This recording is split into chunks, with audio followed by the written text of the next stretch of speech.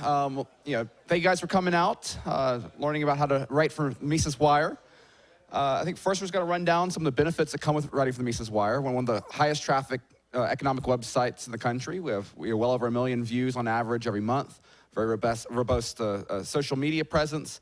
And we also have a great network of outlets that syndicate our work on a regular basis. I know George Pickering wrote a fantastic article on how a central bank fueled one of the biggest cons of all time. It got well over 70,000 views on Zero Hedge alone, which was great. And so we have Ryan McMakin here, as the chief editor for the website, and he's going to talk about some of the stuff he looks for submissions, some good advice for writing, and just helping communicate the message. Should we start with that? Yeah. Oh, okay. So I don't know how many. I should ask. Raise your hand if you go to Mises.org more than once a week. Oh, okay. How about every day?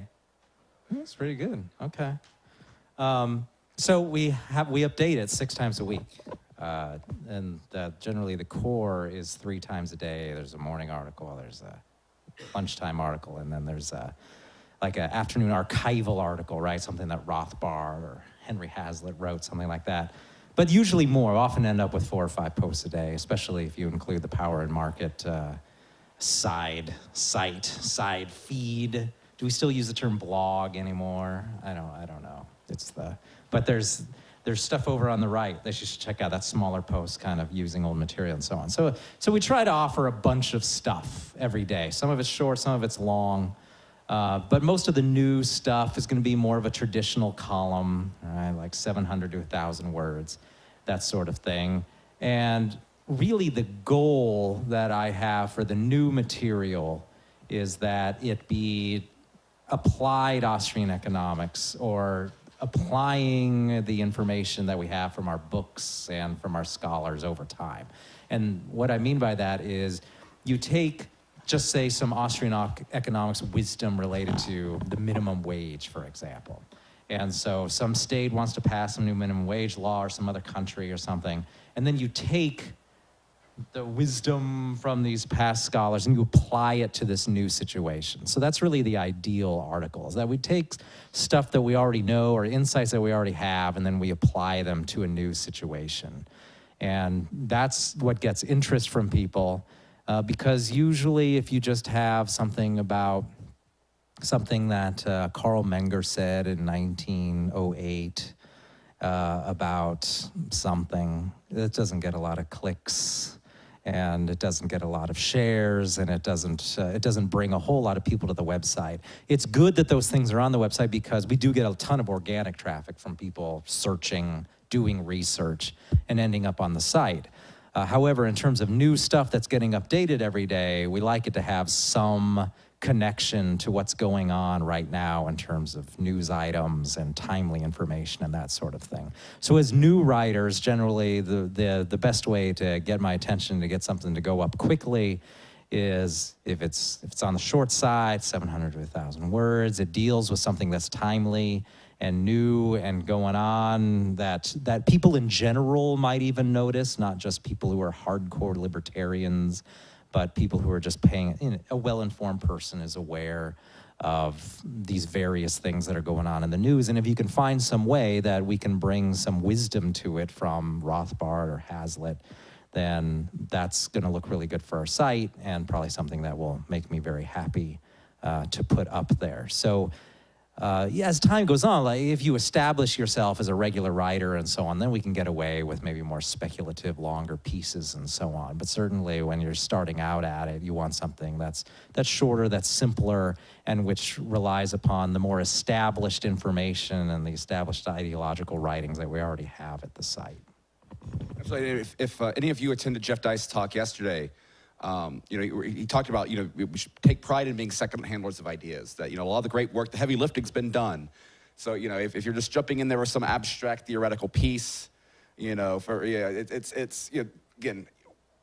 doing programs like this, there's value kind of thinking that stuff out, but for the website and things like that, we're looking for ways that we can repackage these ideas in ways that make them relevant to the people, in everyday audiences. And really, this has been a strength of the Austrian school for a very long time. I mean, when Mises came to America, much of his writings were for lay people, right? speaking in front of business groups. And so that's the sort of content that we're always looking for.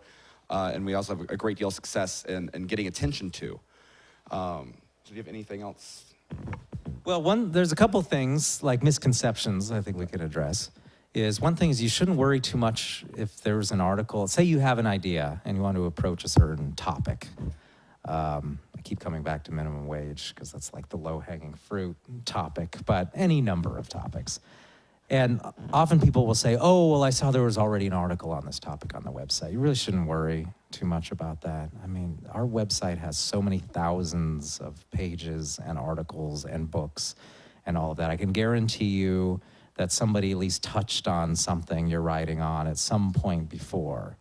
But people read these articles and then they forget about them pretty quickly. So there's really no problem with reiterating information, with coming back to topics and explaining it in a new and interesting way, and just inserting new information into it.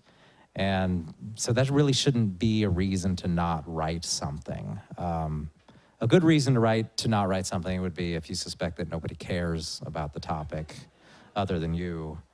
This is a really obscure thing. If you can't keep it relatively short, it's just too complicated, you need 4,000 words to explain it, that's probably not real good.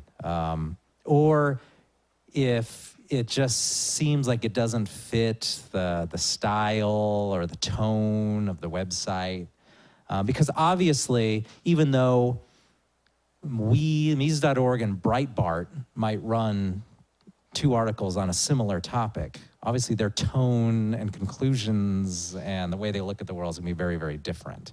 And so you have to keep that sort of thing in mind as well. Mises.org is nice because we have our brand it's highbrow compared to something like Breitbart or RushLimbaugh.com or something like that.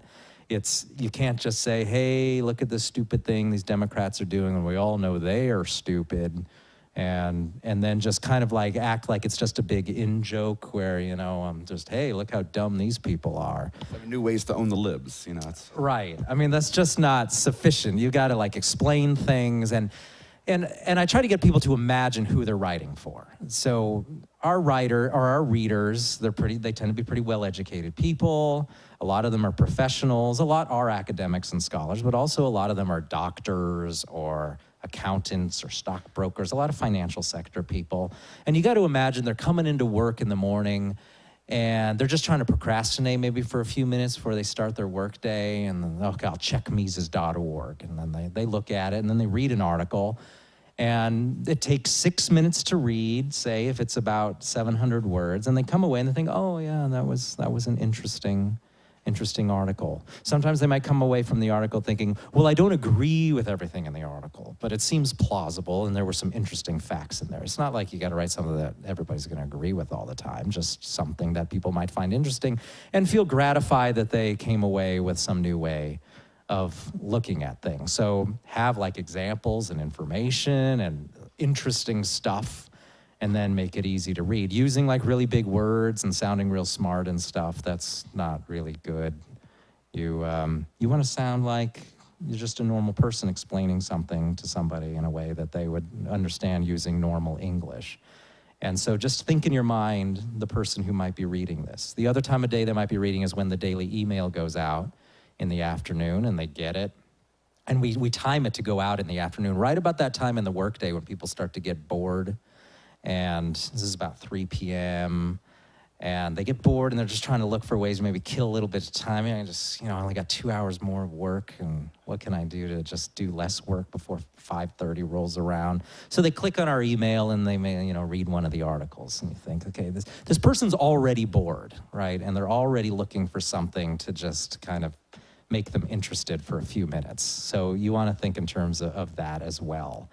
That this brotherhood of, hey, I'll give you something interesting to read for 5 minutes, and they'll probably be happy that you helped them kill some time and avoid work for a few minutes. We're competing for their information, right? It's great that they're out there doing a job or something that they're getting paid to do, but if we can distract them for their job for a few minutes in the middle of the day, that's really what we're trying to do. We try to do that with social media. We're trying to do that with with the daily email. We're just trying to get people's attention and get them to stop doing that other thing they're doing and read the article instead. So the more interesting, the more relevant it is to their daily lives, the easier it is to read and shorter, not less than, you want it to be long enough where you can actually make an argument and contain some ideas and examples and so on. And that's usually more than 700 words, just kind of a standard newspaper article length. But at the same time, once you're getting over 1,500 words into 2,000 words and stuff, people just kind of zone out after a while. So that's the form you can master over time, is the short form article that has examples and it's interesting and is able to get people's attention in the middle of a boring workday. So always keep your audience in mind. Would probably be my number one piece of advice. And questions?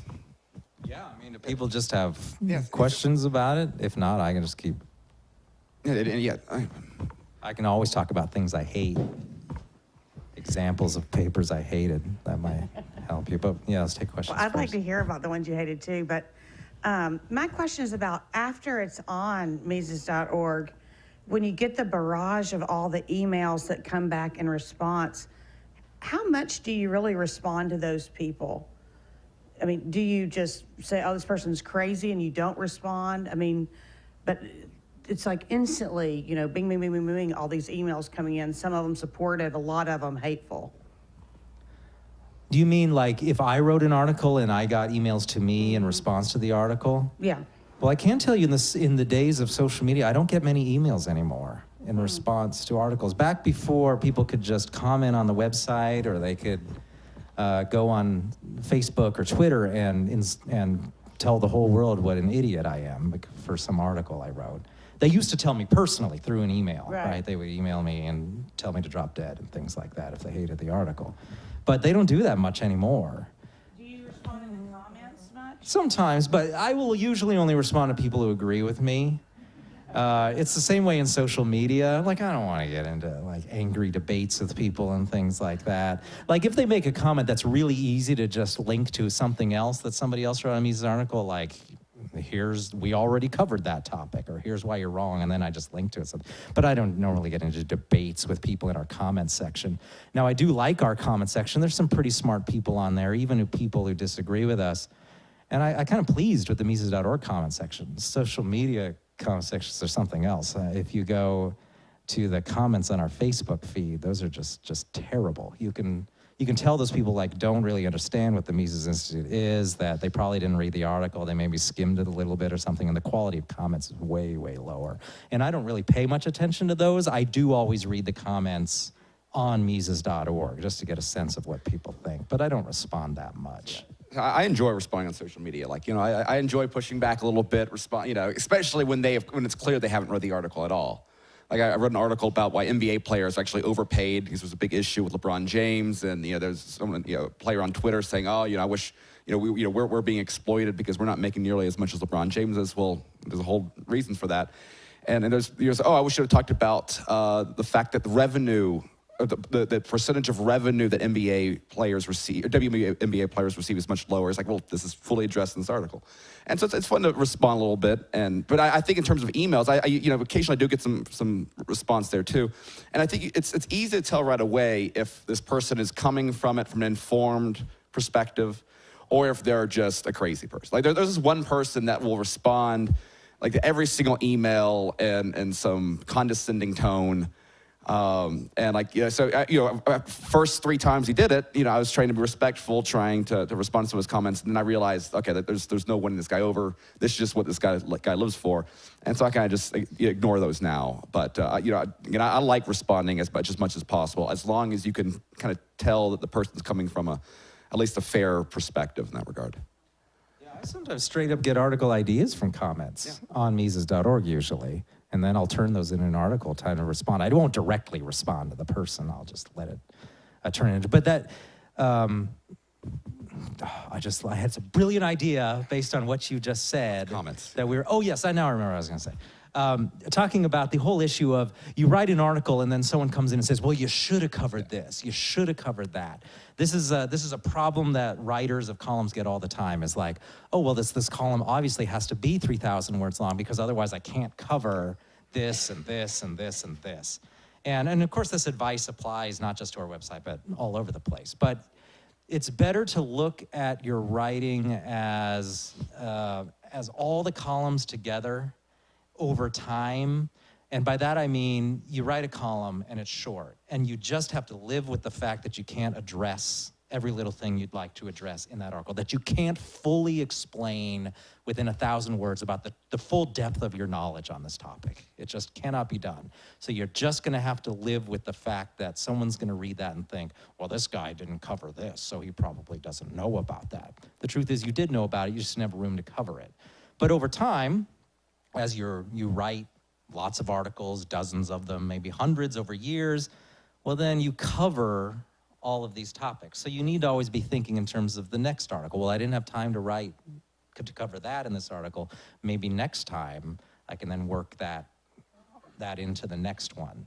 So I think just writers become a lot more productive when they admit that they can't fit everything into an article, and it's better to just, once you're done with that 800 words or whatever, just wrap it up and get it printed and then move on to the next thing. And then over time, you'll be way more productive if you don't keep getting hung up on this idea that you got to explain yourself with every little thing. So when someone goes on and says, well, you didn't address this, that's never actually a valid argument. To say that someone's article is no good because they didn't address everything under the sun, that just doesn't count. See, I'm always responding like, hey, we're taking submissions, so hey, if you think this point needs to be made, write it up and send it to us. Right, of course, they never do. No. Anyone else?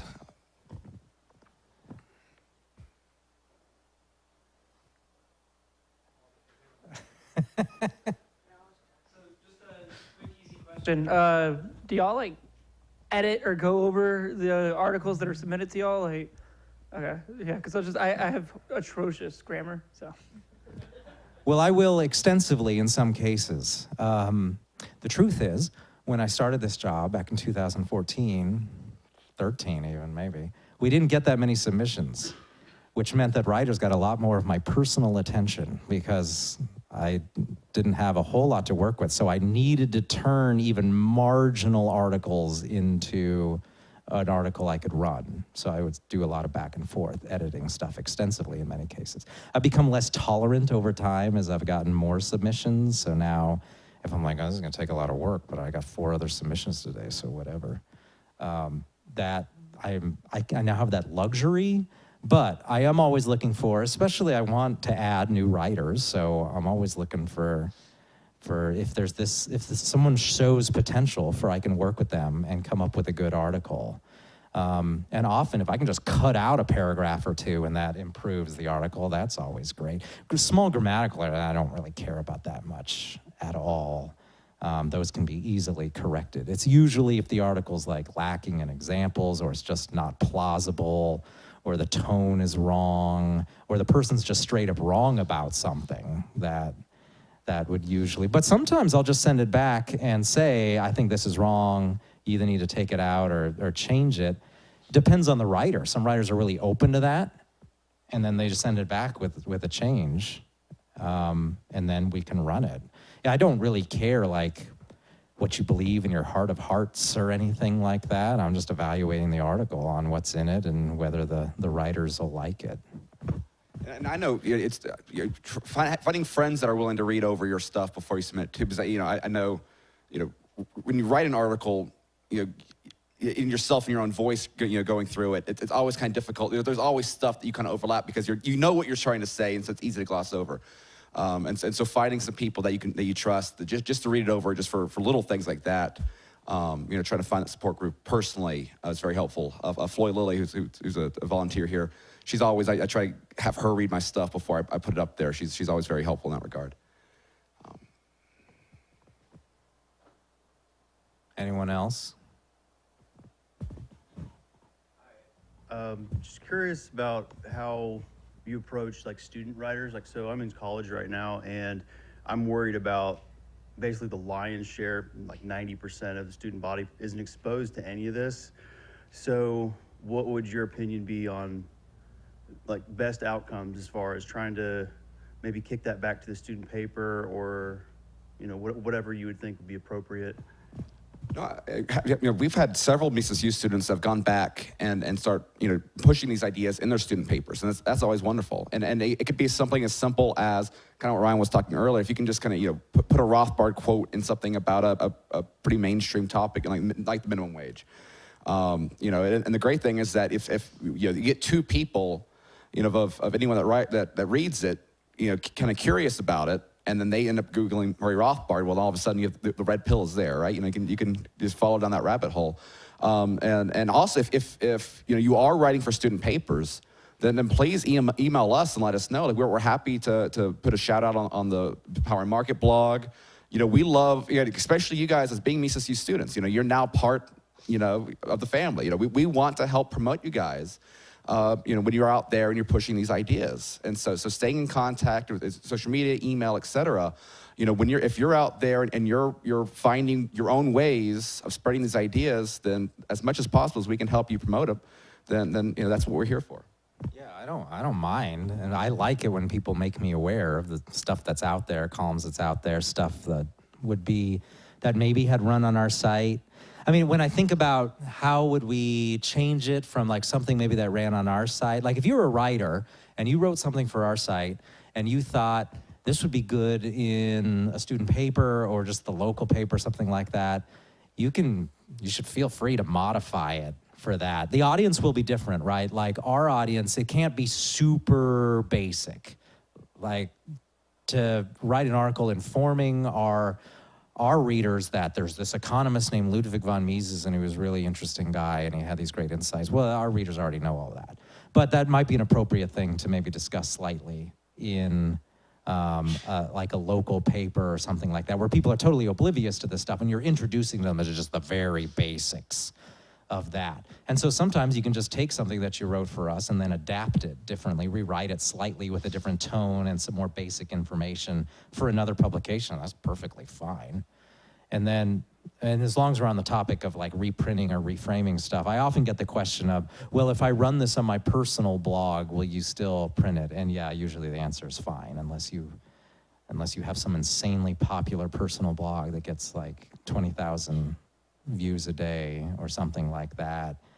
Yeah, my only concern with reprints is I don't want to reprint something that's already appeared somewhere that has almost the same audience as us, because I just don't want to run a lot of stuff somebody might have already seen somewhere else. But if it's appearing somewhere that few of our readers saw, it was your personal blog or it was some other site in another country that they didn't see or something, that's no big deal. I mean, you can just ask me, like, this appeared here, would you be interested in running it also? Or if I run it here, will you not want to run it? I mean, for easy to answer questions like that, I have no problem with answering them. Any email that takes less than 3 minutes to answer, you have a pretty good chance of getting it answered. It's just when you want like long explanations about something that I run out of time and I can't do it. Doesn't mean you don't make me mad when you ask for things or anything like that. It's just a matter of time management that the harder to answer stuff or the harder to read articles and the longer to read articles, those tend to kind of move down just because the pressure of deadlines get me reaching for the easier to publish articles, and then the harder questions don't get answered sometimes is all. Any other questions?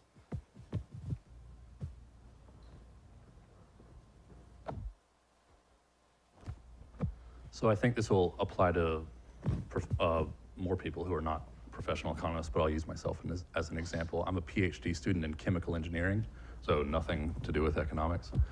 If I were to write an article on like energy or something like that, would I be writing as a professional chemical engineer to an economics audience?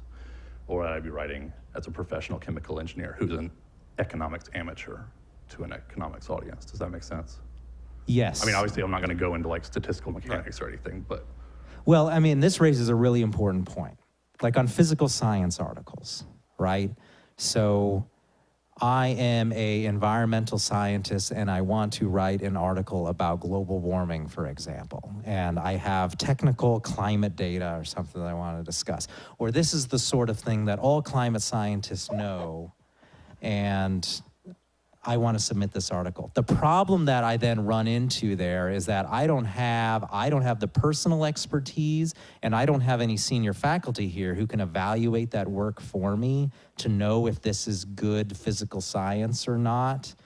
And so I tend to have to, unless something is so well sourced and so easy to fact check, I usually just have to avoid like an article that's well outside the realm of what our expertise is here as economists and historians and so on at Mises. Now, if you say we're writing something as an engineer and it was based on personal experience, or the main focus was on public policy around some aspect of that, then that's perfectly fine. If the main thing is always public policy, or the implications of regulating, say you're working on an oil rig or something, here are the implications of regulating oil rigs, then that would be fine and good, because I like that. I don't think I get enough energy articles. I would love to see more articles about oil or whatever.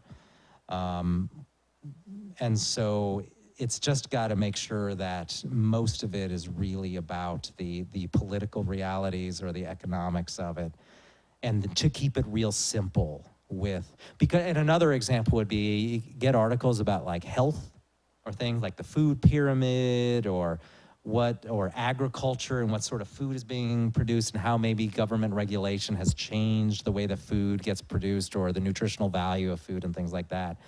As soon as I read those, I often imagine, oh great, the whole comment section is just going to be 2,000 comments about whether you should be on the paleo diet or something like that. And that's just not what our site is for, really. So I want to always make it clear that the real thrust of the article is on how government has changed the incentives or screwed with the agricultural system in some way that has made something unavailable to people, or maybe has driven up the cost of food or something like that. But I mostly want to look at things in economic terms and not in terms of biology or geology or something like that, because then I just can't evaluate it as well. One of my favorite writers for us is actually is a doctor out in San Francisco, Dr. Michael Akkad. And so, you know, he writes a lot about healthcare policy and things, but, you know, he's coming from the perspective of a doctor, but he's able to just work in, you know, apply an economic lens. And so I think he does a good job of straddling that, because I mean, we definitely want you speaking from you know, your expertise, but still having an economic lens that makes it relevant to our audiences and helps promote the mission there. Yeah, an article from a doctor about how the government has driven up the cost of them delivering health care due to regulation, those are always great, right? And ideally from a doctor, because they are in it firsthand. I think we have time for one more question, if there is one. Okay.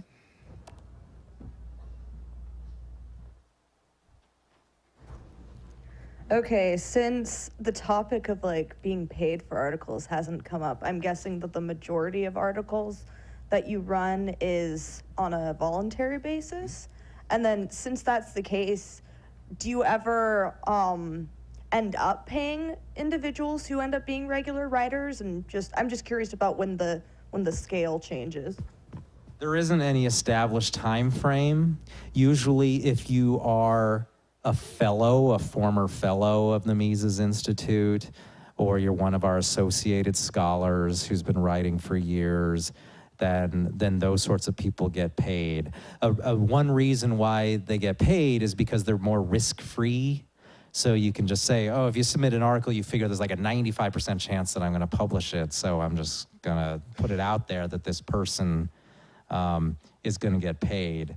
But that usually just takes some time to develop that relationship of, okay, this person has delivered consistent quality, and so they can be paid. And so there's unfortunately no hard and fast rules, like if you write for us for a certain number of years, or on Article 51, you can start to get paid and things like that. We haven't developed anything that hard and fast yet. And it probably comes down to the individual person as to, are they covering a lot of topics that are really good fits for the site, and also it's definitely biased in favor of people who are likely to become long-term representatives of the Austrian school. They're fellows, they have PhDs in econ, they're teaching in econ, that sort of thing. So there are definitely biases in the system, but it's not, there's no like universal rules on that. I would say that most of the people who get paid have been around a long time, though, that's for sure. Yeah, basically, if you can establish value, if you have a proven track record of over and over and over again of your articles being picked up by outside places, of being successful, you have to provide something that makes it worthwhile for us to, want to have your services as opposed to someone else. And it's like, if that's at the end of the day, and that's very hard to do. It's in that regard. So again, we're looking for people that are invested in art, that are invested in the institute, that can promote the ideas, and go through our programs and. Yeah, the purpose of the payment is really to kind of buy people's loyalty, really, to just kind of, to put it in that way, is that, look, this person's creating all sorts of great content and other people want it too, because we start to see it appearing other places and things like that. Then that would certainly be an incentive then, in terms of we want this person to write for us most of the time. But you don't have to go write for other people. It just has to be, oh, if my feeling, when I see your name in my inbox, my feeling is, oh, thank God, there's an article that I'm gonna have to barely edit, and it's gonna be real good and central to our topic, and it's gonna be short and easy to read. And then also, oh, this person's also easy to work with in terms of editing. That's really good too, because then you always got the people who, here's an article I submitted, and if you change one word in this article, you'd better get my clearance, and we're gonna go back and forth 10 times about it until we get the article just right. And it's like an 800-word article, and everyone will forget about it 5 minutes after they read it. That's not really worth it to me. So if you're gonna be real difficult about editing, that doesn't help either. It's just to. Okay, I think that's it. Thank you guys very much.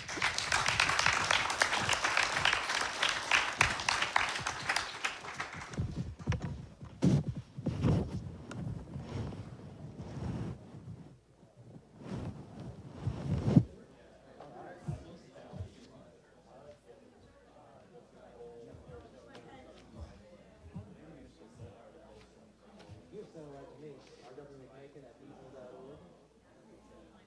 at